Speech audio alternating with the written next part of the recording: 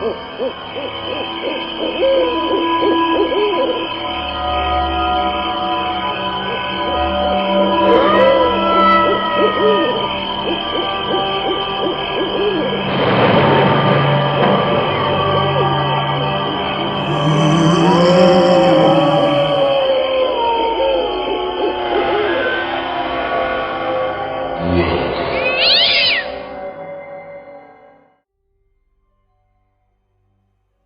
to the Halloween podcast, folks. My name is Megan Cunningham. And I am Lyle Perez. And we are your co-hosts this evening. Yes, on the Halloween podcast is what we do. So welcome, everybody. Welcome. Thank you so much for joining us. Tonight we have kind of an interesting one. So we've all got past the 4th of July and we're looking forward to spooky season. Some of us are jump-starting spooky season. But what if you waited all year for Halloween and then weren't allowed to celebrate spooky season? Yes. That would be horrible, right? That's a crazy thought, really. That's torture. Yeah. Like I never would have thought that Halloween would have been banned in places.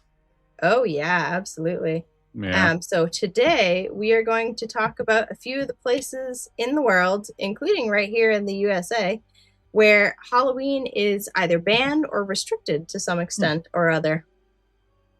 So, with no further ado, we'll start further away. We'll go international first, folks.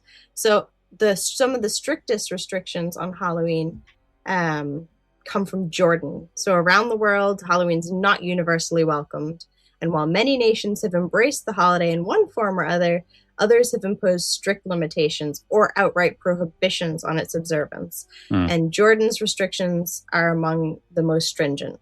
So since 2014, all public Halloween celebrations have been banned in Jordan. The seriousness of the policy is reflected in guidance issued by the United States Embassy, which advises any American citizens living in the country to expect police reaction, including arrests, at any public Halloween-themed event. The embassy further recommends that U.S. citizens traveling from their homes to Halloween parties keep their costumes covered while in public, or even while riding in a vehicle. Jordan has made it unmistakably clear that Halloween celebrations are not permitted in the country. So, yeah, there is no such thing as Halloween in Jordan unless you're doing something severely illegal that can get you in a lot of trouble. I wonder why it's so banned there. Is it a very religious country? I believe Jordan is, I believe they're, let me just see here. Because I know Jordan's got to be very Muslim, I would think. Yeah, so Islam is their major religion. The majority of the population, 97%, adheres to the Sunni branch, which is also the state religion. So it's a state religion. So that makes sense why it would be very much intrinsic to the law. Yeah. But yeah, it so is, no yeah, Halloween I just looked it up. It's heavily banned in Jordan. Yes. So if we have any Jordan listeners out there, can you please send us a message? We'd love to know that you're pirating Halloween over there. Yes. And coming up next, Uzbekistan. Uzbekistan has likewise taken a firm stance against Halloween. The government formally banned the holiday by presidential decree, with officials and religious groups arguing that Halloween promotes the devil and is ideologically inappropriate. So there you go. They flat out said that their issue with it is religious in nature. Mongolia. In Mongolia, the Ministry of Education prohibited Halloween celebrations in public schools as part of a broader effort to preserve the country's nomadic heritage and Buddhist traditions in the face of rapid modernization. So they see it as something, which makes sense because it's not intrinsic to their culture. They see it as something that's coming in from the outside and sort of watering down their traditional culture, so they're banning it. Which is understandable. Like, I mean, it's commendable that they want to preserve their cultural heritage, I suppose. Yeah. Definitely. Yeah, but It's I mean, like Iceland it's with their Halloween. naming rules. I mean, I wouldn't be happy if I was living in Mongolia, but as a Mongolian person who's never celebrated Halloween, maybe it's not such a big deal. I don't know. I guess you just don't know. You don't know what it even is. Yeah. So, If you don't know, you don't miss it, I suppose. yeah, you can't miss it if you don't know what it is. But someone must know who it is, or why would they have banned it? Or I wonder if it's mainly due to people who move there who try to celebrate it that it became banned. That's an interesting Yeah, little rabbit hole I did not go down. that is a good So if point. listeners have any idea, that would be a very interesting talking point. Let us Yeah, know when we post this up. that is very odd. Somebody had to have known Yeah. and been like, yeah, somebody had to have thought it was such a big deal that they had to ban it. Yeah, so it must have been growing in popularity. Well, like due to encroaching outside cultures. They sort of say that right in the description. But yeah, Beijing, China. So in Beijing, Halloween costumes can encounter an unexpected obstacle for revelers every year if they ever reach a party. Costumes, frightening makeup, and masks are strictly prohibited on the Beijing subway system in an effort to prevent public panic and potential crowd disturbances. Yeah. So you can wear them once you get to the party. They're okay in private spaces, but if you're taking public transportation, you can't go dressed as whatever you want to be dressed as. You got to bring that in a bag. Oh, it's like man. we spoke to Nate and Curtis, and Nate was telling us he has his Halloween costume in a bag, ready to go if ever he needs it. The T-shirt and stuff. So maybe that's how they get on in China if they're going to a Halloween party. Yeah, they have to bring it in a bag. Maybe. Now, this next one, I actually remember the reason why this got banned. Like, I remember seeing it on the news, and it really disturbed me, and you're all about to understand why in just a minute. Let's hear it. The French village of Vendargues, near Montpellier, implemented one of the most unusual Halloween restrictions in recent memory. Following a wave of dangerous pranks and crimes associated with individuals dressed as sinister clowns, Mayor Pierre, I'm going to butcher his name, apologies in advance to anyone who's a French speaker, Dudzier, issued an emergency decree in late 2014, temporarily banning anyone 13 years of age or older from wearing clown costumes or clown makeup. And like I said, this measure stemmed from France's infamous evil clown panic of October 2024, when a social media-driven trend involving mostly young people dressed as frightening clowns, committing crimes and harassing passerbys spread rapidly throughout the country. It went viral in the worst possible way. Yeah, I do remember that. And many incidents involved genuine weapons, including iron bars, baseball bats, knives, etc. I'm fairly certain they weren't baseball bats. They were probably some other type of bat. But anyway, that's what the description said. But yeah, knives, prompting an extensive police crackdown. And the reason I say probably not baseball bats, baseball is not as popular around the world as it is here in the States. And I don't think probably everyone in France has a baseball bat, American baseball bat, lying around their house. But it was terrifying. I remember watching that on the news, the evil clown thing, and thinking, oh my gosh, this is it. This is the apocalypse. Because I hate evil clowns. It is right up there as one of my worst fears. And to see it actually happening on television, like, you think in your head of all the zombie films you've ever watched, where the very first thing they do is like see it on TV. They're like, oh, look, this weird thing is happening in insert name of city. And they're watching the first zombies running around right before the signal cuts out. Like, oh no, the evil clowns have arrived. It's just crazy how things take off like that. Like that creepy clown thing. Probably somebody just did it, recorded it. Then somebody else did it, then somebody else, and somebody else. And then it just turned into a huge thing. I mean, people do some really stupid things in the name of viral trends. Like we had the Tide Pod Challenge and stuff like that. People putting literal poison in their mouth. Yeah. But I feel like it's a whole other step when you deliberately engage in super threatening, like illegal activity. These people were running around with knives and things like that and sort of robbing little old ladies at knife point and whatnot. Yeah, people are brave. I'll tell you that. Yeah, they're brave is one word for it. But as a result of that, the emergency ban remained in effect for roughly 1 month during the Halloween season. Anyone needing to wear a clown costume for a legitimate purpose during that period was required to obtain special permission from town authorities. I want to know, why did people need to? Like, what were the legitimate purposes? Well, if you're a party clown, come on, you have to. Or if you're a I Ronald suppose, McDonald. yeah, that's true. It's like, this is my livelihood. Or mime. Yes. Do mimes count? I don't know. Very French thing. Yeah, I don't know if that would be considered a clown. A clown, per se. Yeah. But makeup, all of those things were part of the band. So, in theory, I don't know if mimes were swept up in that or not. Again, that is a rabbit hole I did not go down. So if a listener knows that answer, we would love to know. Yeah, we would. And then getting a little bit closer to home, Bathurst, New Brunswick, Canada, recently enacted legislation allowing children to trick-or-treat until the age of 16, while extending the community's Halloween curfew to 8 p.m. Those who violate the curfew, however, can face fines of approximately 200 Canadian dollars. So no trick-or-treating after 16, and if you're out after the curfew of 8 p.m., you can be fined $200 for the pleasure. I wonder how far they would take that. Like, if you're 17, what are they going to do? And you don't have an ID. Like, how are they going to know that you're 17 and not 16? Well, like, that's the other side of it, too. I don't know specifically about Canada. I can't speak to that. So Canadian listeners, please weigh in. I'm assuming it's not widely enforced, but even if it were, like, how many kids have ID on them? Yeah. I am really, here we don't get our first ID normally until we have, unless you have a passport, you don't get your first ID until you get your driver's license. Right.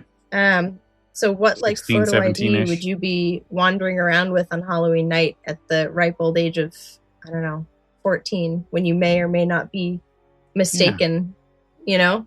Yeah, that's a weird one. But that's one argument you hear every year, and you see all the memes on social media, people sort of saying, oh, you should be able to trick or treat at any age. I don't care what age you are, you're getting the Snickers. But in some places, it's literally illegal with fines and things like that, which is kind of crazy. So you wonder, how does one decide legally how old is too old? Right. I mean, I don't know. I don't see an issue with it at all. I mean, if kids want to go trick-or-treating still, so be it. Let them go. One of my favorite... Yeah, as long as they're not hurting anyone, who cares? Like, one of my favorite things I see circulating regularly on social media is that, you know, if that 16, 17, 18-year-old, whatever it is, 21-year-old wants to go trick-or-treating and they're behaving themselves and all they're doing is getting free candy, fair play to them. They chose childhood innocence and behaving themselves over all the other many options. Yeah. You know, which take place annually every year all over the place where Halloween is celebrated. So what could be the problem? You know, you have to spend a little bit extra in candy, but that's someone's baby walking around looking for candy, trying to be a good kid. Dang Canadians. Oh, no, it is not limited to Canada. No. Here we go, Lyle. Buckle up. All right. We're about to get into the United States of no Halloween. Oh, man. I didn't think such a thing was possible in the land of the free. Oh, yes. While citywide blanket bans prohibiting the general public from celebrating Halloween no longer exist in the United States, numerous municipalities, local jurisdictions, and school districts have enacted strict restrictions or targeted prohibitions on particular Halloween traditions. Man. So, school district bans, I feel like this is something that we've all seen in the news over the last few years. Several school districts have eliminated their in-school Halloween celebrations or costume activities from their classrooms, which is so sad because I feel like that was one of the best things about 90s childhood was the school element of it. And the costume parades. Yes, right? And these decisions have been frequently justified as efforts to promote diversity, equity, and inclusion, or to reduce the financial burden that classroom celebrations can place on individual families. Among the most notable examples are the South Orange Maplewood School District in New Jersey and the Houston Independent School District in Texas. But yeah, that's one of the things I miss most about Halloween time as a kid was the wonderful everything. Like, you could go to school and everything about it was a fully immersive Halloween experience pretty much the whole month of October, leading up to, as you said, the costume parade or whatever it might be. At our school, only the seniors were allowed to do the costume parade. So you could dress up, but you didn't get to sort of walk around, but you could sit in the middle and watch as those seniors paraded past. It was like a rite of passage. Costumes are not the only things banned, though, in schools, are they, Lyle? You've got a little one here to share. Yes. Did you know, out of all of my research, I mean, there's been a lot of media that has been banned in certain places, but there was only one item that I can find that was directly associated with Halloween and it being banned, but it wasn't really banned per se. It was challenged, and challenged means that it was somebody had an issue with it. They challenged it. It didn't get banned, but it was on its way to get banned, as far as I can tell. I think that's the difference.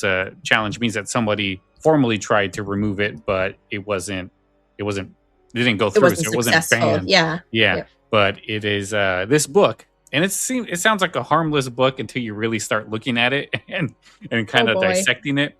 But one of the clearest examples of a Halloween book being banned or challenged is a book called Halloween ABC, and it was written in 1987. It's a children's poetry book. It was written by Eve Marianne and illustrated by Lane Smith. On the surface, it sounds harmless enough. An alphabet book where each letter was painted with a short poem connecting Halloween monsters, fear, and spooky imagery. But it was not a normal A is for Apple kind of children's book. It had darker, stranger, and more artistic tone with eerie illustrations, poems that leaned into the macabre side of the holiday. That is where it made it so memorable. Oh my God. So immediately everyone's rushing to Amazon to find this book. Yes. I know I am. During the 1990s, when schools and libraries were already dealing with debates over occult imagery, satanic panic fears, scary children's books like Scary Stories to Tell in the Dark, that one was banned. Or I think it was challenged. I don't know if it was fully banned because I still had it at my elementary school in like 90 something or the early 90s. So it was still there.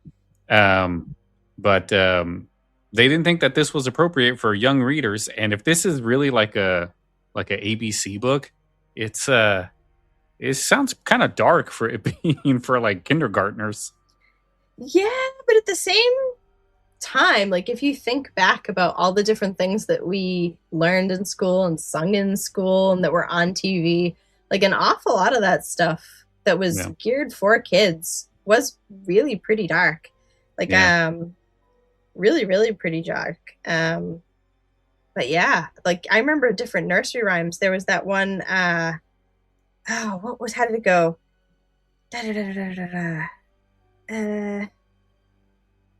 Something about, have you seen the ghost of John? Long white bones with the skin all gone. It was a song that we used to sing at school. And doesn't he look silly familiar with no skin on? And it was all in minor key, like going back to our music episode, it was all in minor key. It was super spooky and super, like, for a kindergarten class, pretty graphic, you know? I mean, it's tame, like, by adult standards. But, it was one of those things you look back and you're like, did we really sing that? Yeah, we totally did. And we loved it. We thought it was the most amazing, spooky fun. And it explains a lot. It does. I mean, it's that type of stuff that makes the Halloween podcast so interesting. And our fans. Yes. This is why we're here. Thank you so much, folks. So we're here Halloween ABC. That's if you want to go check it out, go check it out. I didn't even bother to see if I can find a copy of it, but I'm pretty sure it's out there. I did look up. Go on. With that, with this book being banned or challenged, I did look up to see if the author was still alive. She was not. She passed away many, many years ago. But the illustrator, Lane Smith, he's still out there. So maybe I'm going to see if I can try to track him down and get him on the podcast. Yes, please. Oh, my goodness. I'm going to try. I'll try. Do it. Oh, yes. If anybody out there knows Lane him, Smith, please beg him yes, to come on the Halloween podcast. Yeah. Oh, we really, really would love that. All right. So, notable town and state Halloween restrictions. So, we're moving beyond school districts and things like that now to actual towns and states. So, Philadelphia, Pennsylvania. Philadelphia officially recognizes trick-or-treating between 6 p.m. and 8 p.m., while also enforcing broader juvenile curfew laws. So under those ordinances, children under the age of 13 are expected to be indoors no later than 9:30 p.m., while teenagers between the ages of 14 and 17 are subject to a 10 p.m. curfew. In practice, however, Halloween trick-or-treating hours remain somewhat flexible depending on the neighborhood, although the city's juvenile curfew laws continue to apply for minors after dark. Nearby townships, including Aston and Haverford, have enforced strict Halloween weekend curfews as well. Yeah. So, not a restriction on trick-or-treating or on Halloween, but just on how late you're allowed to do it below a certain age. Yeah, I think they're really trying to get kids to not vandalize stuff. Yes. I think that's what it all boils down to. And I mean, that is, we can go, oh, people are being poo-poo, but that is actually part and parcel to the history of Mischief Night and Halloween and all those things. Like Halloween as we know it today evolved from different municipalities and different organizations trying to curb the propensity for violence and vandalism and all those other things that came with the original celebration and sort of evolved into what we know as Halloween today. Yeah. So it's not out of place entirely. So Chesapeake, Virginia. We're moving on to Virginia. Virginia has long been known for maintaining some of the nation's most restrictive trick-or-treating laws, and Chesapeake is perhaps the most well-known example. The city continues to enforce municipal ordinances restricting trick-or-treating to children 12 years of age and younger. Across the Commonwealth, numerous municipalities, including Virginia Beach and Newport News, maintain similar age restrictions. Until recently, Chesapeake also retained a law dating to the 1970s that threatened any teenager caught trick-or-treating with up to 6 months in jail. Wow. Following significant public backlash, I wonder why, city officials slightly increased the allowable age limit and clarified that police officers were not checking the ages of trick-or-treaters. So as long as celebrations remained orderly and respectful of the law, you were going to be okay. But if you get in trouble, if you cross the line and a police officer asks to your age and you happen to be above that limit, you could be spending 6 months in the big house. Oh, boy. Trick-or-treating. Nevertheless, the city's statute still states that anyone over the age of 14 who trick-or-treats is guilty of a misdemeanor. Newport News imposes similarly strict regulations. There, anyone over the age of 12 is prohibited from trick-or-treating.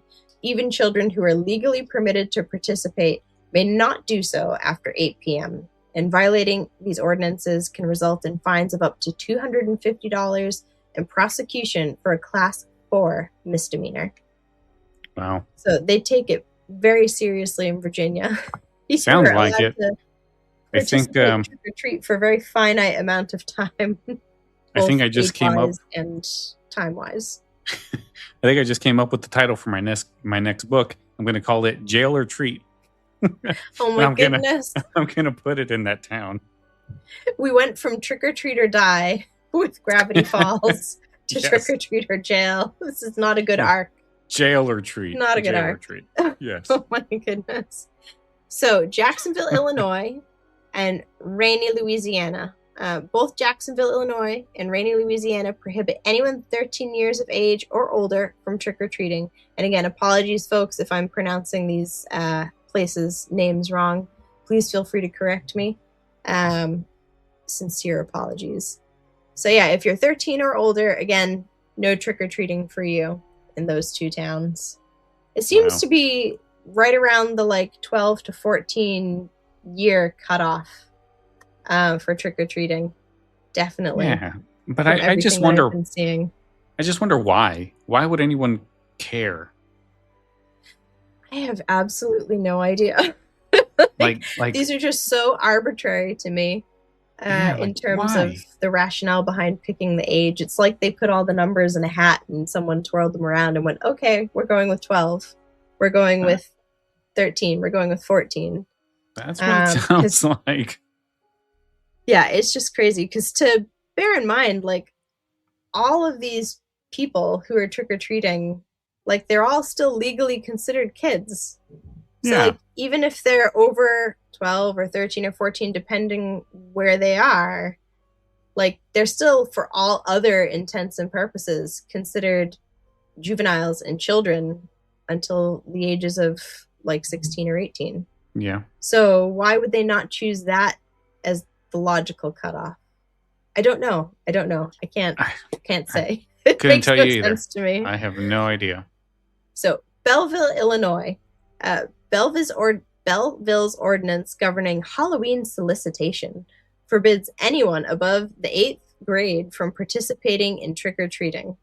The city also requires anyone over the age of 12 to obtain permission from either the mayor or the chief of police before wearing a mask or disguise on any day other than Halloween. So if you're one of these places, like, I don't know about you, but where I am, they stagger Halloween events all month. Wow. So if you were attending something outside the day of Halloween, you might have to get special permission from either the mayor or the chief of police, in theory. It's worth noting that teenagers are, like I said, still considered children under the law. Mm-hmm. So, and Belleville's ordinance even provides a formal legal definition of trick-or-treating. They actually went to legally define trick-or-treating. So in Belleville, the legal definition of trick-or-treating is Halloween solicitation shall mean seeking or obtaining gifts, food, candy, or contributions of money, as is customarily and commonly known as trick-or-treat in the celebration of Halloween Day. So like, if you do any of those things in relation to Halloween Day, you're guilty of Halloween solicitation. That is just dumb. It's wild, absolutely wild. So Forsyth, Illinois, most children and their parents understand that a home with its porch light turned off and no Halloween decorations is not participating in trick-or-treating. Like, that was always common sense. Yes. When I was a kid. Lights off. They don't want to be bothered. They don't have any candy. Leave them alone. Right. And, you know, common sense, again, would dictate moving to the next house because that's the goal, right? Is candy. Yeah. But in Forsyth, back in my Illinois, day, we used to throw eggs at them. Well, that is the other thing too, like TPing people's houses or throwing eggs at it. And possibly that's where this law came from, because in Forsyth, Illinois, that unwritten rule has actually been written into law. So visitors may only approach homes displaying exterior lights. Doing otherwise can result in fines of up to $750. Oof, that's a hefty fine. Yeah, that's massive. So the only thing I can think is, as you said, perhaps people were engaging in the trick part of the trick or treat because no treat was forthcoming. Yes, none was given.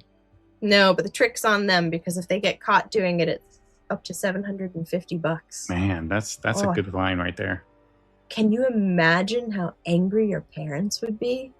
Like, that was the first thing that I thought of when I saw that. I was like, it wouldn't even be, it would be awful. The rats would mow would a lot be of lawns. awful. Yep. Mow a lot of lawns, rake a lot of leaves. Yep. It would not be good. So, Alabama. Alabama is home to several unusual statutes that, while not specifically written for Halloween, can certainly affect your costume planning for Halloween. So one law prohibits wearing a mustache that may cause people to laugh while attending church.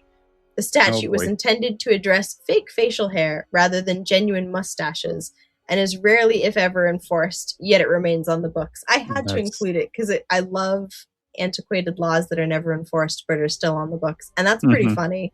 So don't go to church and make anyone laugh with your fake mustache. Not okay.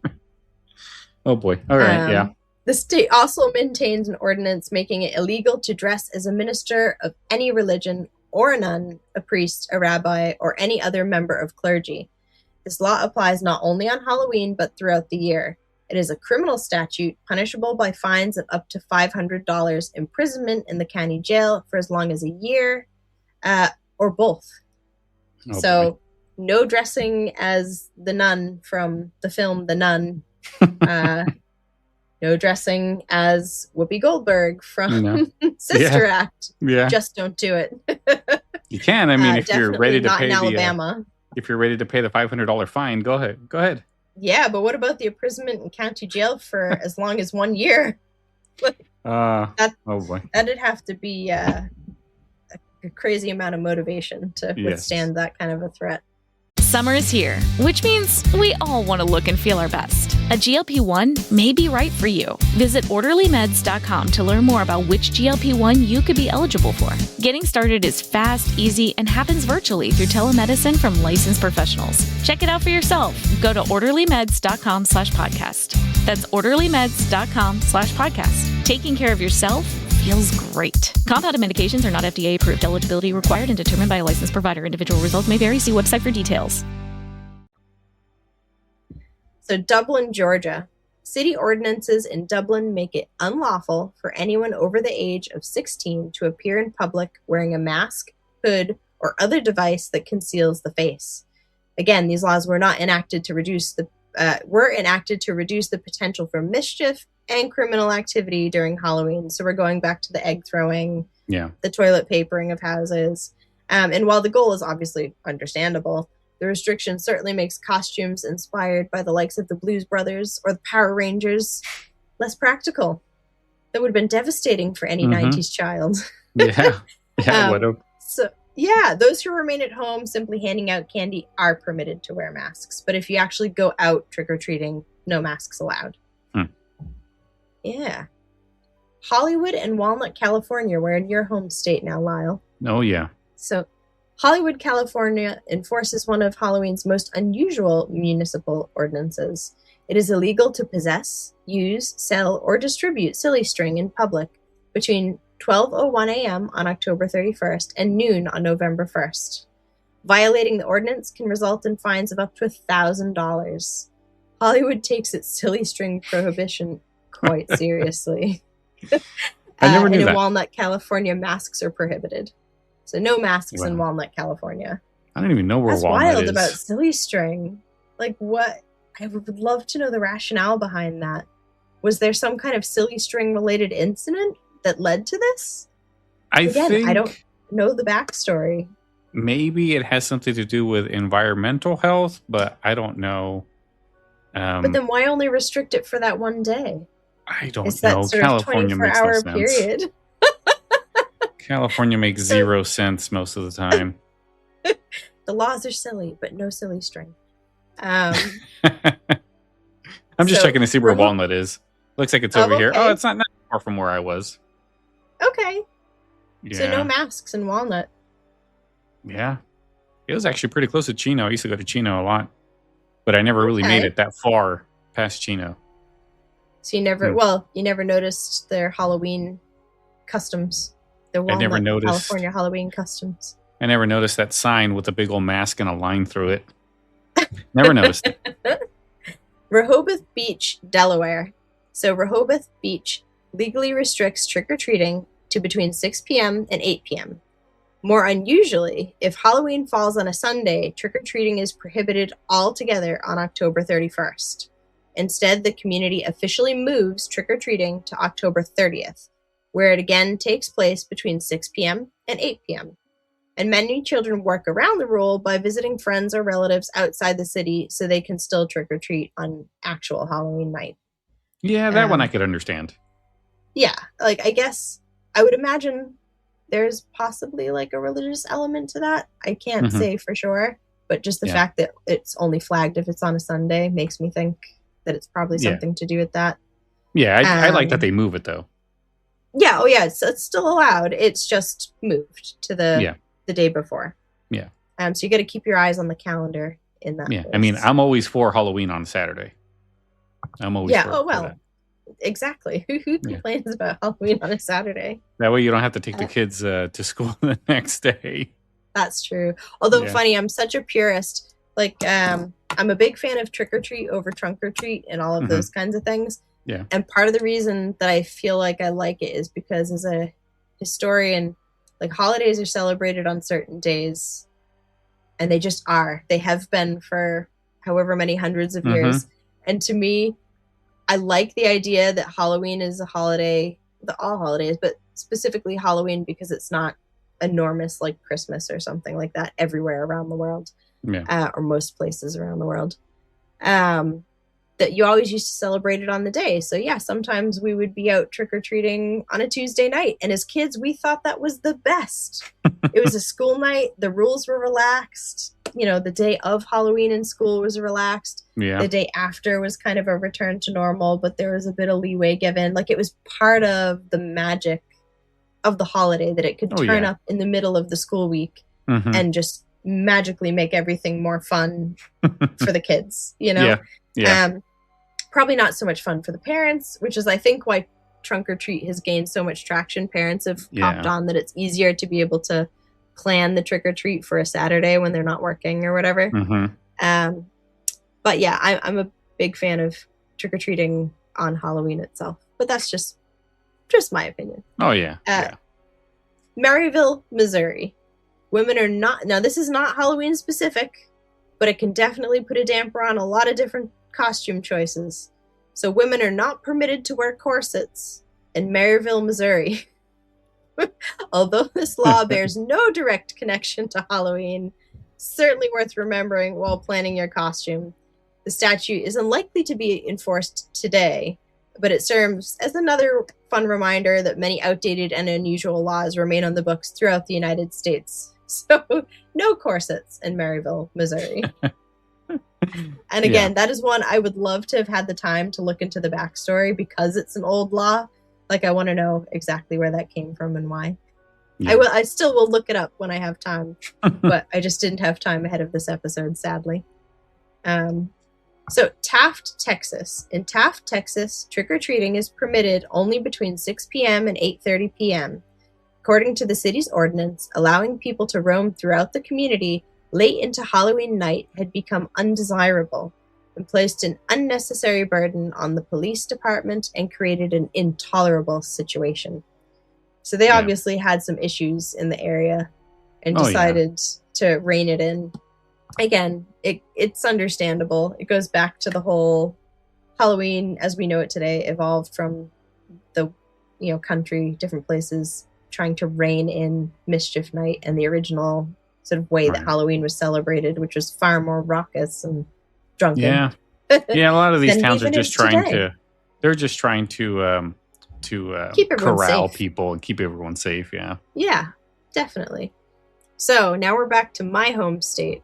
So in New England, we are kind of obsessed with Halloween. We go pretty big for it. But in the town of Rockland, Massachusetts, among the most unusual Halloween stories in America belongs to the town of Rockland, Massachusetts, a community that for roughly 2 decades effectively abandoned the tradition of neighborhood trick-or-treating altogether. Wow. Like many communities, Rockland experienced the occasional problems associated with Halloween, including property damage, traffic congestion, and other forms of seasonal mischief. But in 1973, a reported incident involving a child discovering a razor blade hidden inside an apple distributed during trick-or-treating dramatically changed the town's attitude toward the holiday. The incident prompted local officials to take Halloween seriously enough that trick-or-treating became unofficially, and according to many contemporary reports, legally banned for approximately the next 20 years. Rather than going door to door, Halloween in Rockland was largely replaced by organized parties and community dances. So a story which was preserved in the WCVB Channel 5, which is ABC archives from 1978, even claimed that Rockland was the only town in the United States with a legal ban on trick-or-treating, like an outright legal ban. Meanwhile, a 1994 Boston Globe article preserved in the archives of the Massachusetts State Library reported that Halloween itself had not been outright prohibited. Instead, town leaders issued strong recommendations against traditional trick-or-treating, that an unofficial ban remained effectively in place for the next 2 decades. So we have conflicting sources. One source is telling me it was legally banned. One source is telling me that it was kind of more unofficial, but very strictly enforced. So in its place, which is kind of interesting, it came an alternative known as Operation Goblin. So Operation Goblin was launched, And rather than traveling door to door, young children attended Halloween parties at their schools, where parents paid $1 for admission. And many residents who were interviewed pointed out that they were happy with this option because it was considerably less expensive than the $5 or $10 that families would otherwise spend purchasing candy to distribute from their homes. And just a note, so people aren't going, hey, what's the big deal, $5 or $10? Adjusted for inflation, according to the Bureau of Labor Statistics, $10 in 1979 is equivalent to approximately $46 today. Oof. Man, inflation. And I do feel like people probably spend at least that much or more on Halloween candy in some neighborhoods. I spent more. I spent a lot more. But you can also appreciate why parents were suddenly like, hey, I'm off the hook. That's $100 odd. I don't have to spend anymore. You just have to make or buy a costume, and that was kind of it. And spend your $1 to get your kid in. Yeah, I'm for that. For many children and parents, Operation Goblin proved preferable to traditional trick-or-treating. It was viewed as less chaotic and allowed children to collect more candy with far less walking, resembling today's trunk-or-treat events, and ultimately saved both time and money for the parents. Many residents, including parents and kids, also stated that they regarded it as being safer, describing traditional trick-or-treating as unnecessarily dangerous. And despite of the community's official recommendations, though, some families quietly continued the tradition of trick-or-treating by visiting friends and relatives' homes or by traveling to neighboring towns to trick-or-treat. And that continued all the way up until 1994, when the town finally lifted its recommendations against traditional trick-or-treating and Halloween door-to-door celebrations resumed. Yeah. So some other municipalities in Massachusetts impose legally enforceable Halloween curfews. Boston generally relies upon recommended trick-or-treating hours, ideally concluding by approximately 8:30 p.m. Again, it's a recommendation, it's not a law. Historically, large urban centers have adopted recommended schedules and juvenile curfews as a means of discouraging vandalism, property destruction, and other criminal activity associated with Mischief Night on October 30th, which then rolled into Halloween itself. Yeah. Individual communities frequently establish their own preferred trick-or-treating hours. And in Massachusetts, cities such as Worcester and Amesbury generally recommend designated windows between approximately 5 p.m. and either 7 or 8 p.m. on the other end. While Boston does not impose a blanket citywide Halloween curfew through any kind of municipal laws, again, it's just a recommendation.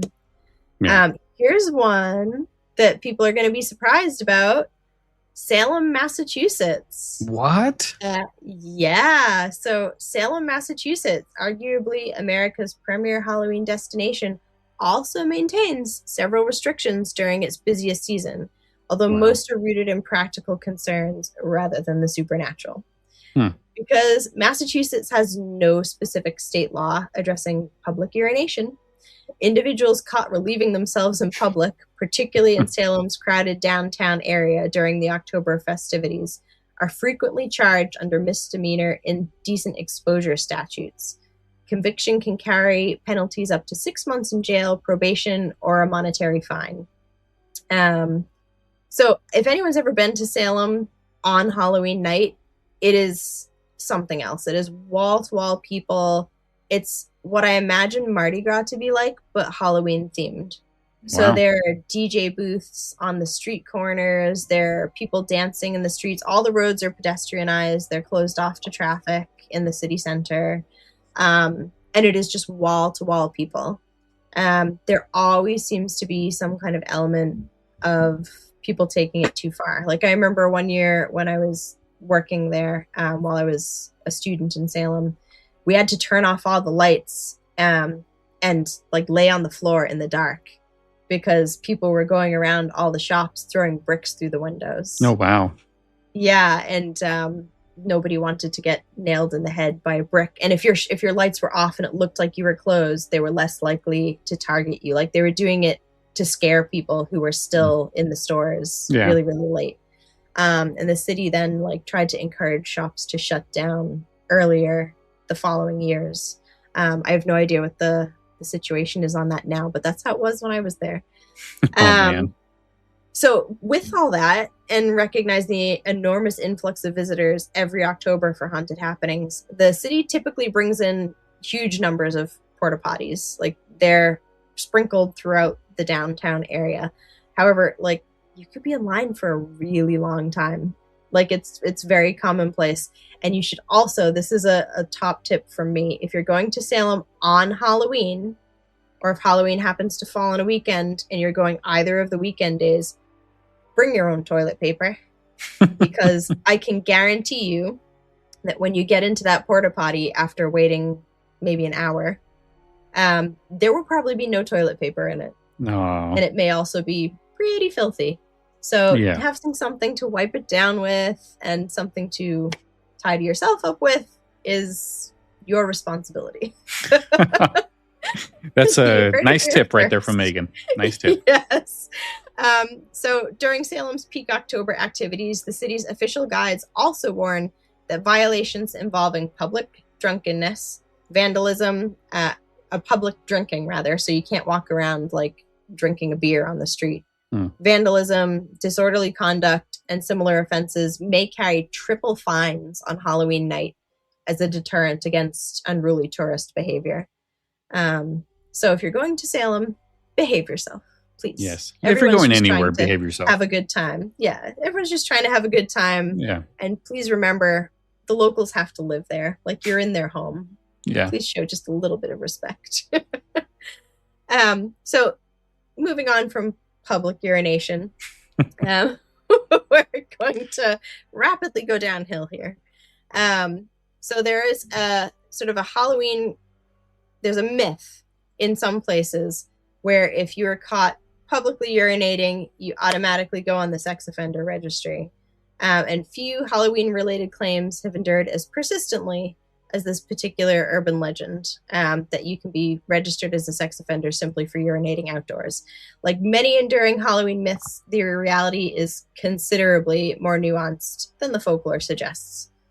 So the myth basically says anyone caught peeing behind a bush anywhere is automatically required to register as a sex offender for life. The reality, though, is that public urination by itself is generally prosecuted as a misdemeanor in most places. However, under certain circumstances, the offense can be escalated into a sex crime requiring registration. So that typically occurs when the act is committed in the presence of a minor, or when a state's indecent exposure statutes explicitly mandate registration. So several states have historically faced criticism for maintaining laws broad enough that public urination could potentially result in placement on a sex offender registry. Jurisdictions that specifically require registration after a single qualifying conviction include Alabama, California, Colorado, Iowa, Montana, North Dakota, Oklahoma, and South Dakota. Other states, including Arizona, Michigan, and Texas, do not require registering following a first conviction for public urination or indecent exposure. However, repeat convictions can trigger mandatory registration requirements. How is this to do with Halloween, you're wondering? Well, if you're on the sex offender registry, even if it's for public urination in, Alabama, depending on where you live and whether you remain on probation or parole, being listed on the registry can significantly limit your Halloween activities. While these restrictions generally do not prohibit celebrating privately inside your own home, they almost always prohibit participation in public festivities, especially any, obviously, activities involving children. Yeah. So standard Halloween restrictions for individuals on community supervision, including probation or parole, are commonly subject to special Halloween conditions. In many jurisdictions, those conditions include no contact with children, so you may not distribute candy, attend public trick-or-treat events, or participate in activities involving children. You may have no exterior lighting, so your outside lights and porch lights are required to remain turned off in order to discourage trick-or-treaters from approaching the residence. You may put up no decorations of any kind. Many jurisdictions prohibit registered offenders from displaying Halloween decorations, whether inside or outside the home. So just none. Your home must be completely devoid of Halloween decorations. Curfews. Numerous offenders are required to remain inside their residence during peak trick-or-treat hours, commonly between 5 p.m. and 10:30 p.m. And costumes. Appearing in public while wearing a Halloween costume is also generally prohibited. Wow. So because that's primarily governed by your state or local jurisdiction, the precise restrictions and the length of time that remain in effect vary considerably from one location to another. In some locations, those Halloween restrictions apply to all registered offenders, regardless of whether they remain under active supervision. But in others, the requirements are lifted once that person is off probation or parole. Law enforcement agencies routinely, deliberately conduct compliance checks on Halloween night to ensure that registered offenders are following these holiday-specific conditions. Violating these restrictions frequently results in arrest, additional criminal charges, or the revocation of probation or parole. So yeah, that's pretty serious. And I never realized that that was a thing. Yeah, I never thought of that either. No, but apparently it was. So we're kind of Zennials. We're older millennials that sort of cross into Generation X. But for millennials going on down, apparently that's common knowledge that if you see a house with the lights off, that people are like, oh no, there's a pedophile in that house. Don't go over there. They're going to get you. And it might just be someone like people who don't want to be bothered and they don't celebrate Halloween for religious reasons or whatever. Yeah. But apparently that was the stigma in the minds of a lot of millennials because of really high profile cases and laws that were enacted, during the 90s and early noughties in relation to protecting children from sex offenders in relation to Halloween. So yeah, I had no idea that even crossed people's minds. To me, if a porch light was off, I was just like, yep, next house. Yeah, no big deal. They were out trick-or-treating is what they were doing. That's why they're not there. Probably. But yeah, apparently it sort of developed into this stranger danger mindset within certain communities of millennials because of those laws. Summer is here. At Orderly Meds, we know this time is a reminder that life is full of new beginnings. Whether you're celebrating the nice weather, starting a new chapter, planning a vacation, or simply looking ahead to what's next, this season can be the perfect time to invest in yourself and your health. If you've struggled with weight loss and are curious about GLP-1 medications, Orderly Meds can help you learn about your options. Through a simple virtual process, you can connect with licensed medical professionals who can determine whether treatment may be appropriate for you. Getting started is fast, convenient, and happens online from the comfort of home. This summer, consider a new approach to feeling your best. Visit orderlymeds.com/podcast to learn more. That's orderlymeds.com/podcast. orderlymeds.com/podcast. Because every new season is an opportunity to take the next step forward. Compounded medications are not FDA approved. Eligibility required and determined by a licensed provider. Individual results may vary. See website for details. And last but not least, something which affected pretty much everybody around the world to some extent or other, COVID-19 and Halloween. So Halloween has weathered wars, economic hardship, and periods of widespread social change. Yet few events in modern history have altered the holiday as abruptly as the COVID-19 pandemic. In 2020, the Centers for Disease Control and Prevention released official guidance outlining ways to celebrate Halloween more safely during the coronavirus pandemic. The agency advised Americans to avoid several activities it considered high risk, including traditional door-to-door trick-or-treating, trunk-or-treat events, indoor costume parties, indoor haunted attractions, and hay rides or tractor rides involving large groups of people. Instead, the CDC encouraged lower-risk alternatives, such as carving pumpkins at home or hosting virtual costume parties. For those who still chose to participate in trick-or-treating, the CDC recommended several precautions intended to reduce the risk of transmission. The agency advised participants to avoid direct contact with trick-or-treaters, give out treats outdoors if possible, set up a station with individually bagged treats for children to take so there were no hands in candy bowls, wash hands before handling treats, wear a mask. I wonder how that went down in places where masks are banned. That's a conundrum. A conundrum for sure. Despite the unprecedented public health guidance issued globally during the pandemic, none of the 50 states implemented a complete ban on traditional trick-or-treating. Instead, 37 states issued specific Halloween recommendations or public guidance for celebrating the holiday more safely during 2020. And thankfully, those days are now behind us. Yes. Yeah. Hopefully never to return again. Back of that. Not sad. I remember it was such a thing. I was living in Ireland at the time, but people were just beside themselves online. Like, what are we going to do? Halloween is canceled. Is Halloween canceled? Yeah. And there was, will it be, won't it be? And, people trying to give each other tips for how to hand out treats more safely and keep the kiddos safe. And it was quite something to watch. Like, obviously you're living through it, so there's that element of it.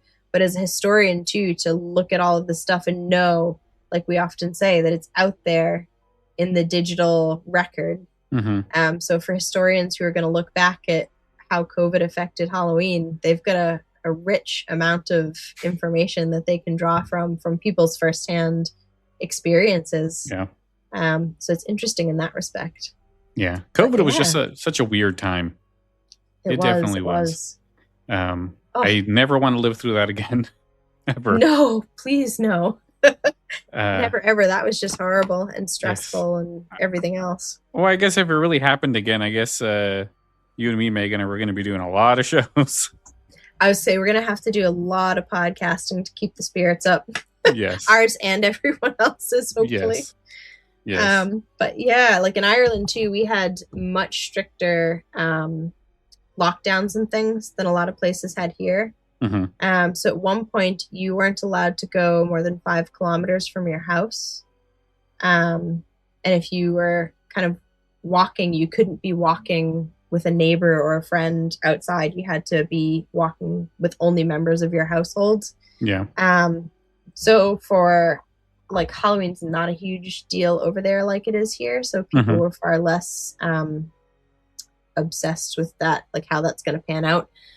But we had run a Halloween event every year since I had lived there. So first it was just our private event, and then it was through our business. And so they set out very specific requirements for what was allowed.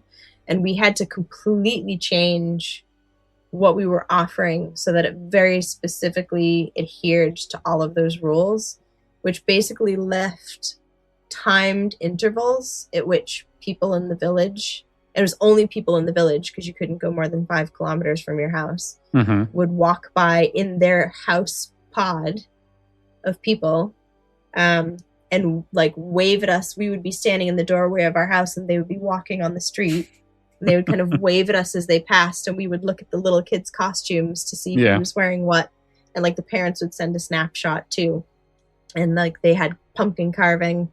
They had to come in their house pod to like collect their pumpkin all by themselves with nobody else present, and take it home and send in a picture of how they'd carved it so that we could still run the costume and the pumpkin carving contests. Like it was all virtual and from a huge, huge, huge distance. Yeah. It was really wild, but it worked out great. The kids loved it. And they kept coming back even after that. Like we had them in 2020 and 21. There were various restrictions, and it wasn't until sort of after that it started to relax a little bit. But it was wild. It was wild, but we weathered it. We did it. Yeah. We did it, folks. COVID kind of really did a really weird thing for us because that's when we just moved to Tennessee. So we didn't know anybody or anything over here. Oh, wow. Yeah. Yeah. It was just a weird time to come over here, and then everything just shut down. I mean, you just didn't know what to do or where to go. So where to go or buy your stuff or, oh my goodness. It was a weird time, but we managed. Yeah. Well, I suppose it must have been, well, not nice, but like it must have had some benefit too, to like allow your family to regroup as a unit before sort of going out into the wild, I guess, of your new neighborhood and new place and new schools and new work and all that other stuff too. Yeah. Most people still have boxes they haven't unpacked 15 years later because they had to immediately jump into all those things. Yeah. But yeah. So that's was a different one, but we came through it. And thankfully, Halloween in most places is back to sort of what it ever was. I definitely think trunk or treat picked up more after COVID and then never went away in certain places. Like places that used to have traditional trick or treat temporarily went to trunk or treat and then were like, this is easier and it's cheaper. We're going to do this from now on. Like I know some places always had trunk or treat because like the neighborhoods are so spread out. Yeah. Or they have no neighborhoods, you know, so they would have a central place that people would come from the surrounding countryside to do their trunk or treat there. But even in places where there were neighborhoods where trick or treat was happening, some of them have maintained trunk or treat after that. Or like put it alongside traditional trick or treat as well. Yeah. But, and like I said, we moved here, so I didn't really know that Main Street did an event that everyone goes to. It's kind of like a trunk or treat. But then some of the other years we went out and ventured into different neighborhoods and we found the good neighborhoods. We actually live in a good neighborhood, but we live like on the outskirts of that neighborhood. So nobody really comes to our cul-de-sac. But if you just go one block over, that's where all the kids are and all the people celebrating is not. It's all in walking distance. Yeah, where we are, we're pretty spread out. So where I grew up, the houses were all very close together, and people definitely did traditional trick or treat. I mean, they weren't on top of each other, but they were within easy walking distance. Yeah. We had a different tolerance for walking back in the 80s and early 90s. Yeah. But yeah, so that was great. But where we are now, the houses are definitely more spread out, and there's no sidewalk, so it's not really safe. To send the kids out, just basically walking in the middle of the street. So a couple neighborhoods nearby offer trick or treat, and they're like that. They're cul-de-sacs or horseshoes or whatever, where people can go and take their kids for a traditional trick or treat, just not on their street. And even as a kid, like in the town I grew up in, my parents were pretty awesome. My mom in particular was pretty awesome about that. Like we would do our neighborhood, and then when we'd run out of houses, we would all hop in the car and go to another neighborhood. And she would park and let us out, and we would hit all those houses for trick or treat and get in and go to another one. Yeah. And then you had to sort of visit all the relatives in the area so they could see how cute you were in your little costume. But we used pillowcases for our trick or treat bags, and sometimes we had to like come home and get another one. Like we had a lot of houses. It was amazing. Yeah. Like, kids today get nothing like what they used to get in terms of trick or treat candy, because we made tracks. Like you walked and walked and walked, and then when you couldn't walk anymore, if you were really lucky, maybe you had a relative or a friend or something that would drive you. And I feel like I trick or treated solidly up until I was probably 15, maybe 16. Yeah, I don't remember when I stopped. I really don't. I didn't trick or treat in college, so probably 16 I stopped, because I didn't trick or treat that year. I've been trick or treating like with my kids, but that's a whole different thing. You're the chaperone. You're not getting candy. Speak for yourself. Well, okay, you're getting some candy. It's like the first year I took my son trick or treating, he was too little to eat anything, so we just kind of walked around and waved at people. We didn't actually take any candy because I was conscious that you were kind of taking it from kids who could eat it. So we just walked around and admired the costumes, and he got to wear his little outfit. He was very excited, and we waved at people from the stroller. It was cute. Oh, that's always fun. Yeah. They do say that, though. The parents are like, let me check your candy. Just check your candy. It's like, okay, Reese's, very unsafe. I'm going to have all those over here for peanut Mom and butter Dad. cup, huh? Interesting. Hershey's Kiss, you can have that. Yeah. There you go. You're very safe, Mr. Goodbar. Yeah. The Snickers, not so much. So Halloween being banned, it seems like a lot of these things all have the same, I guess, they all share the same exact things. It's either it's banned because of religious morality type stuff. Could it be culture identity is another one. Public panic is probably the main one as to why Halloween has been banned in a lot of these places. Crime, safety, all falls under the panic. curfews is a lot of them were all curfew based. Like you got to get home by a certain time. Which but I even suppose then, falls back to safety. Yeah. Kind of thing. Yeah, that's where a lot of it kind of stems to. It's all just panic and like the evil clown stuff. Like that's all panic. That was so disturbing. I was panicked. I will be freely admit I was panicked. I was watching it on TV going, my nightmares are coming true. Yeah, so I think it's not Halloween itself that is banned. It's what people do with it. Yeah. Because crime and panic, that's all stems from that same thing. So if people were just chill during Halloween, most of these bans would never have happened, ever. Yeah, oh, absolutely. Absolutely. Yeah. But again, it goes back to the fundamental history of the holiday, you know? Halloween is what it is today. Like I'm sitting here going, oh, I wish it was traditional trick-or-treat, and I don't like it when it's not on the night. But like Halloween has always evolved to contain the crazy. Oh, yeah. Like it's always been evolving towards making it more palatable, safer, more genteel, all of these things, so that people don't destroy property and run around egging people's houses and toilet papering houses or, worse things. Right. So, yeah. So I can understand it.